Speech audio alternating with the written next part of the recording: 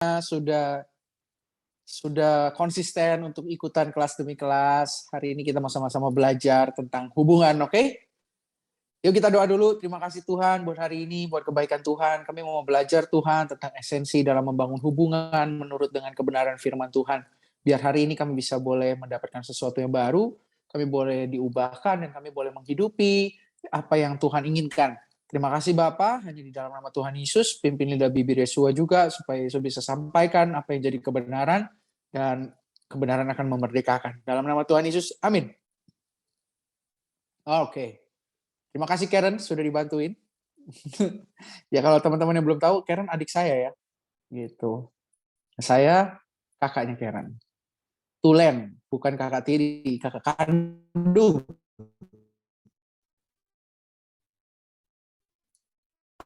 Kita mau belajar sama-sama tentang nilai.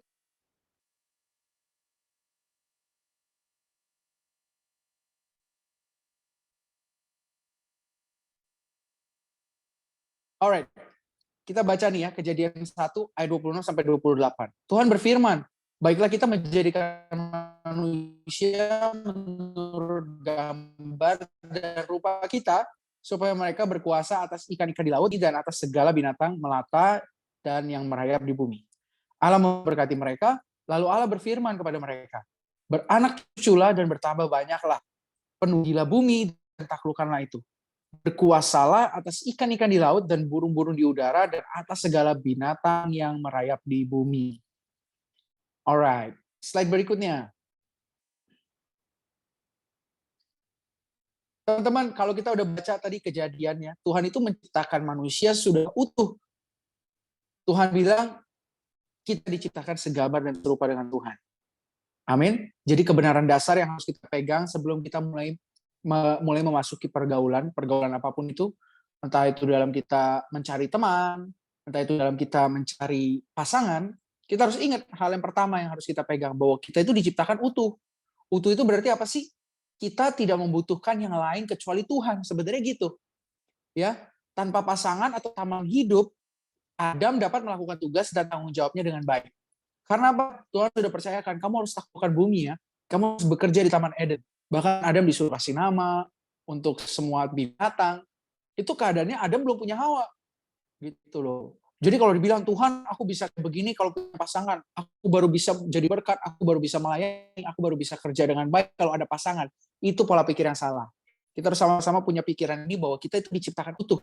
Kita bisa melakukan apa yang jadi panggilan Tuhan atas hidup kita tanpa pasangan. Bukan berarti jadinya yang sekarang punya pasangan udah putus, enggak. Tapi ini mindsetnya yang harus kita taruh di pikiran kita. Apapun keadaan kita single ataupun kita lagi punya pasangan, kita sedang punya teman-teman yang dekat dengan kita, ataupun mungkin kita lagi jauh, kita nggak punya teman-teman. Kita harus ingat kita itu utuh. Amin. Yang kedua, kita lihat sama-sama. Nah, kan ditulis juga nih di 1 Korintus 7 ayat 1 dan 7. Dan sekarang tentang hal-hal yang kamu tuliskan kepadaku adalah baik bagi laki-laki kalau ia tidak kawin. Namun demikian alangkah baiknya kalau semua orang seperti aku. Tetapi setiap orang menerima dari Allah karunia-Nya yang khas, yang seorang karunia ini, yang lain karunia itu. Jadi ini nggak semua orang itu nggak semua orang itu diciptakan untuk punya pasangan hidup. Contohnya Paulus itu hidup single seumur hidupnya. Tapi ada yang namanya Petrus dan beberapa murid Yesus yang lain, mereka punya istri, punya keluarga.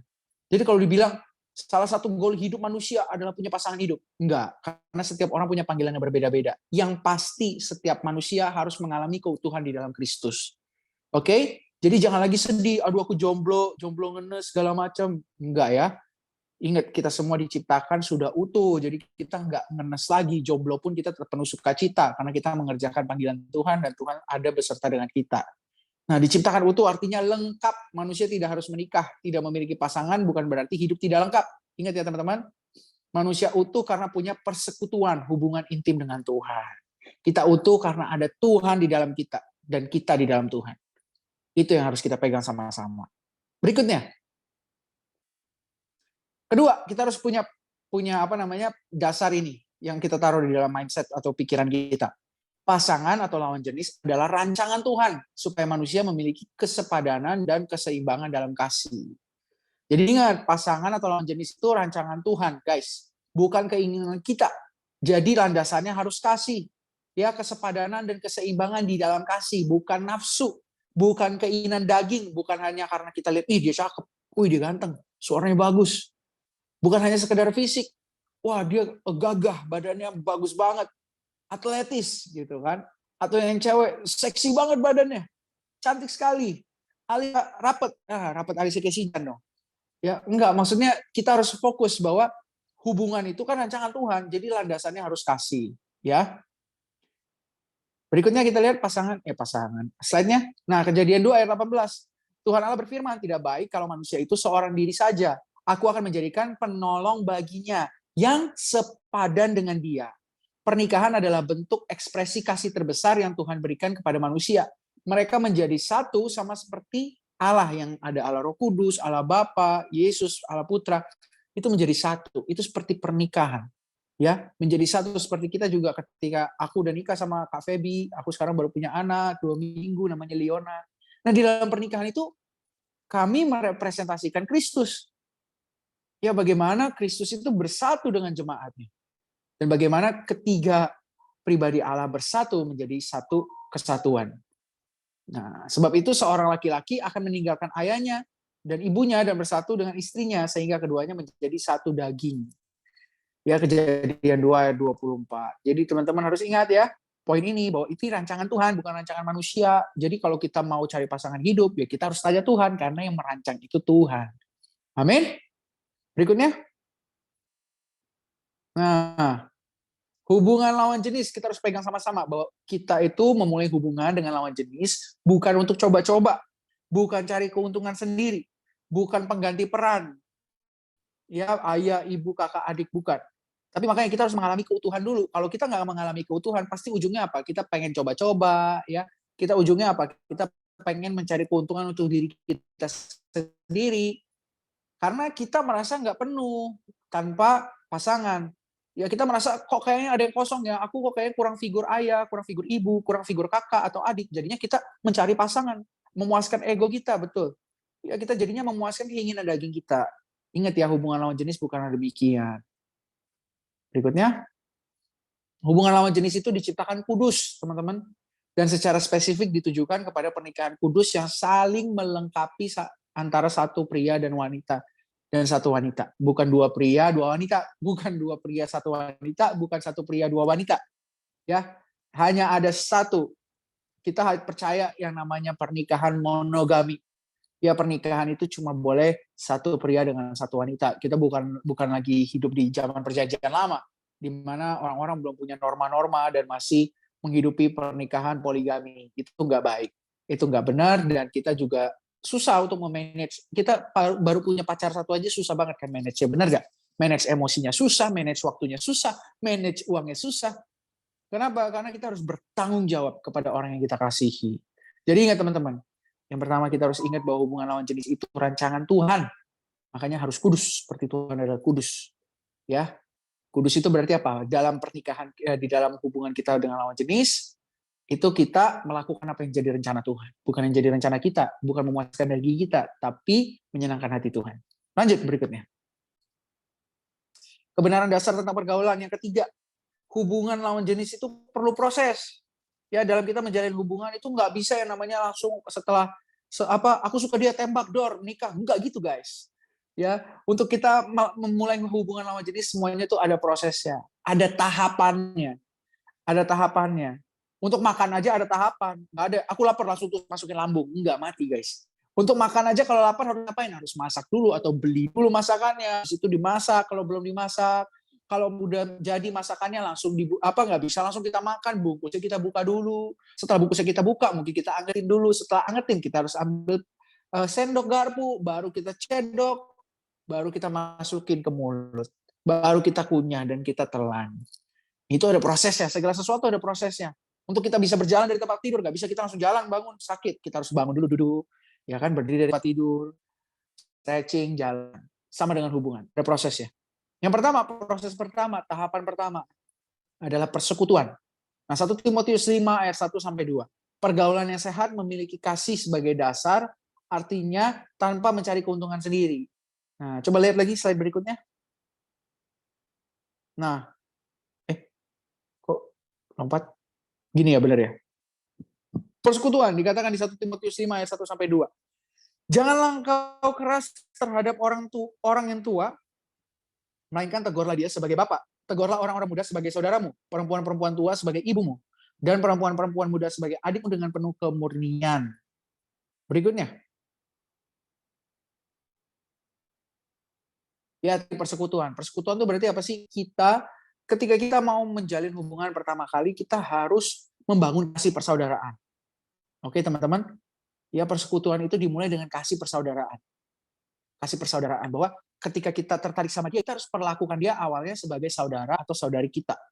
Gak bisa langsung kita perlakukan dia sebagai seseorang yang kita inginkan jadi pacar. No, kita harus bangun dulu kasih persaudaraan. Ya, berikutnya. Dari persaudaraan itu dengan cara apa tadi? Persekutuan, ke gereja segala macam, bersekutu, berdoa bersama, ya kan? Ikut satu komsel, baru masuk ke dalam persahabatan. Persahabatan ini mulai kita berbincang dengan dia secara pribadi, melalui chatting mungkin, atau melalui telepon. Ini adalah tahapan hubungan yang lebih dekat. 90% orang menikah dengan sahabatnya. Demikian juga kebiasaan kita dipengaruhi oleh orang yang terdekat juga. Lanjut. 1 Korintus 15 ayat 33. Janganlah kamu sesat, pergaulan yang buruk merusak kebiasaan yang baik. Bergaulah dengan sebanyak mungkin orang benar untuk menghasilkan kebiasaan baik dan mendapat teman hidup yang benar.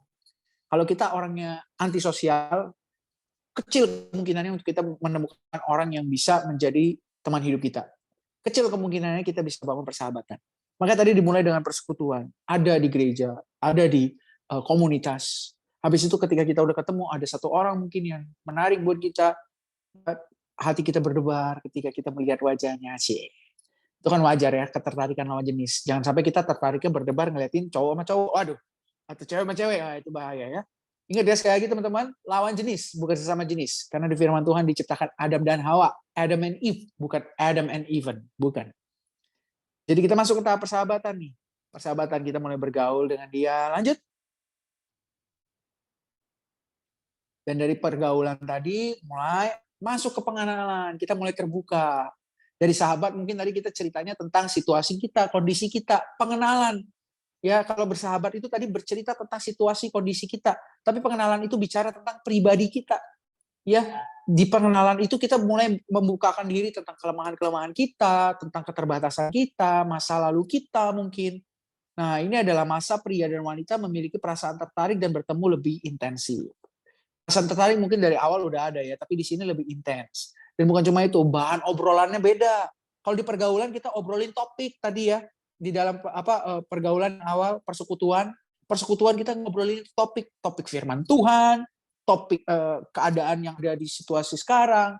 Nah, kalau tadi persahabatan kita bicarain tentang apa yang sedang kita alami, apa yang sedang kita gumuli. Tapi pengenalan itu bicara tentang apa yang jadi diri kita. Apa sih yang sebenarnya kita pernah lalui, pengalaman kita, ya, lalu pribadi kita, kelemahan kita, kelebihan kita.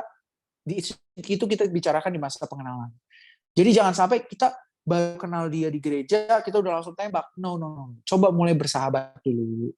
Ya, cerita dulu tentang keadaanmu, cerita dulu tentang situasi kondisi yang sedang dihadapi. Habis itu mulai mengenal. Kamu sukanya apa? Aku sukanya ini. Aku nggak suka ini. Aku punya kelemahan ini. Kamu punya kelemahan apa? Aku punya masa lalu ini. Kamu punya masa lalu apa? Apa visimu? Nah, itu pengenalan ya. Lanjut.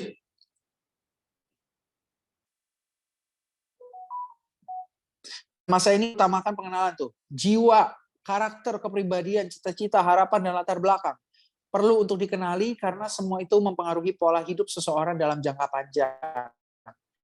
Dan rohani bukan sekedar ibadah dan pelayanan, rohani bisa bicara tentang hubungan dengan Tuhan secara pribadi. Lanjut.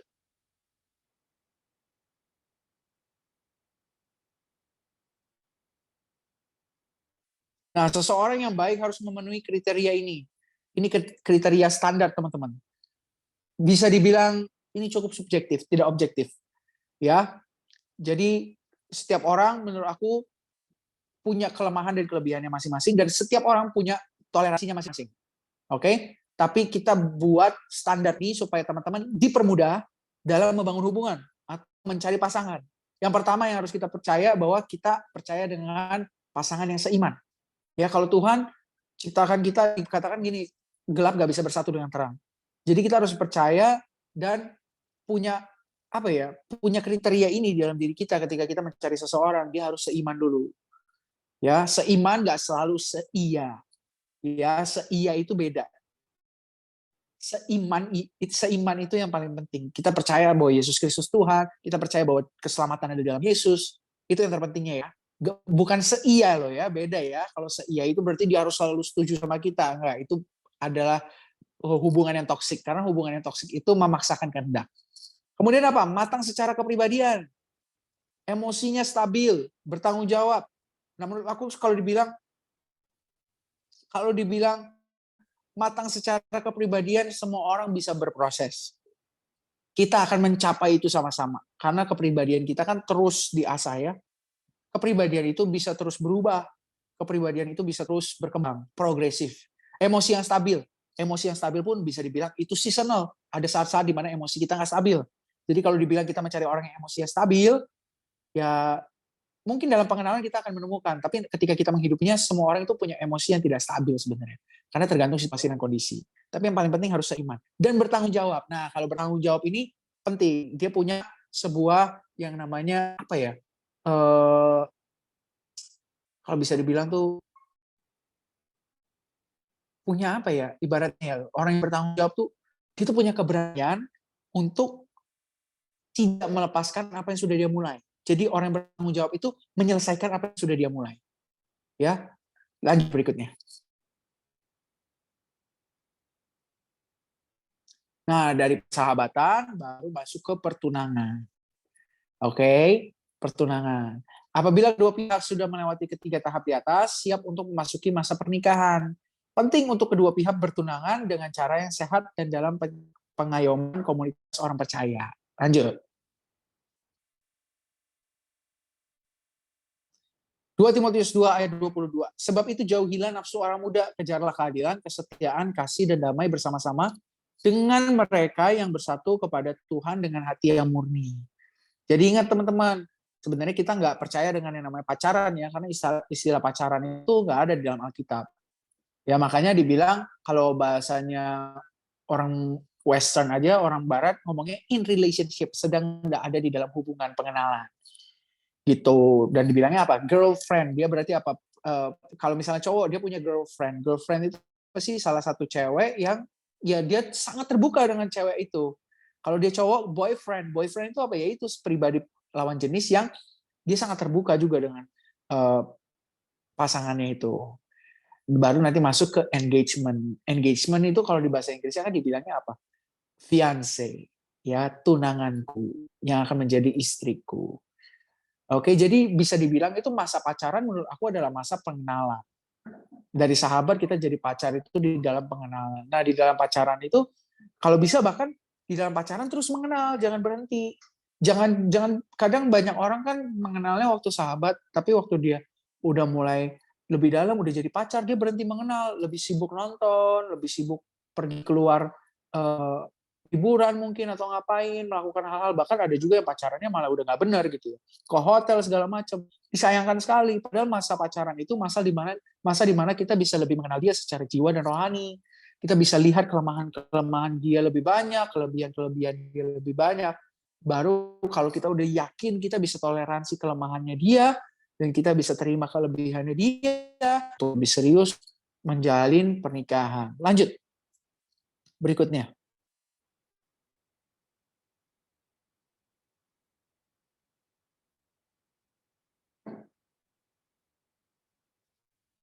Nah, adalah penting untuk menjaga kekudusan di dalam setiap tahapan untuk menikmati berkat pernikahan pada waktunya. Ya, teman-teman, pastikan bahwa kasih menjadi dasar dalam membangun hubungan dengan lawan jenis, bukan nafsu. Jadi ingat, ini kita udah di ujung nih. Ya, di dalam setiap tahapan, persekutuan, persahabatan, pengenalan, goalnya itu komunikasi. Jadi yang harus kita bangun adalah komunikasi, bukan nafsu birahi. Ya, pastikan kita membangun komunikasi dan kita jaga kekudusan. Kita harus punya boundaries. Kita harus punya batasan-batasan dalam kita menjalin hubungan dengan lawan jenis. Jangan sampai kita melupakan esensi dari yang namanya hubungan. Hubungan itu dibangun dari komunikasi, teman-teman. Sebuah pernikahan pun kalau nggak ada komunikasinya, hanya mengandalkan seks saja atau hanya mengandalkan nafsu, nggak akan bertahan. Tapi komunikasi itu gimana kita bisa menyampaikan apa yang ada di hati kita, apa yang ada di pikiran kita, dan kita bisa menerima apa yang ada di hati pasangan kita, dan apa yang ada di hati pasangan kita. Itu yang bikin kita bisa bertahan. Ya, jadi ingat kita harus jaga kekudusan. Bahkan jaga kekudusan itu bukan cuma pas lagi tahapan itu doang. Di pernikahan pun nanti harus jaga kekudusan. Gimana kita harus tetap menjaga bahwa Tuhan Kristus yang memimpin pernikahan kita. Dalam hubungan kita juga. Dalam setiap tahapan, ingat Kristus harus memimpin. Kristus memimpin berarti apa? Ada kasih di dalamnya.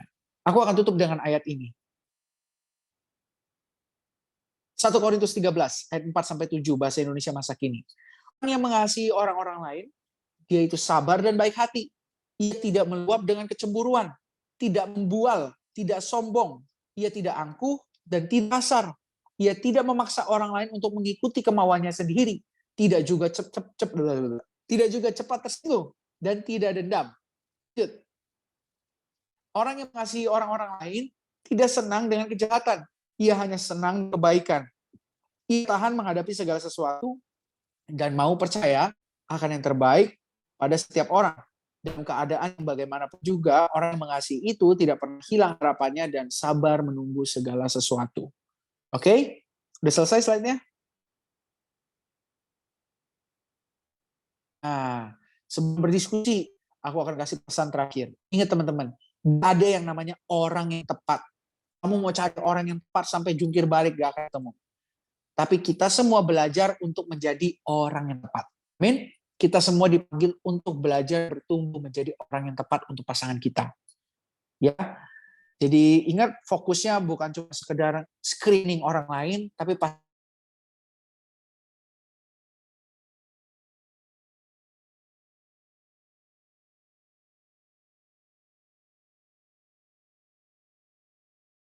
setelah ini terima kasih banyak buat kesempatannya.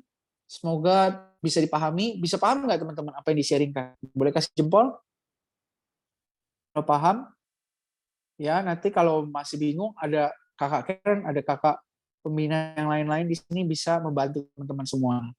Ya, sekarang waktunya berdiskusi. Tuhan Yesus berkati, semangat belajar jadi orang yang tepat.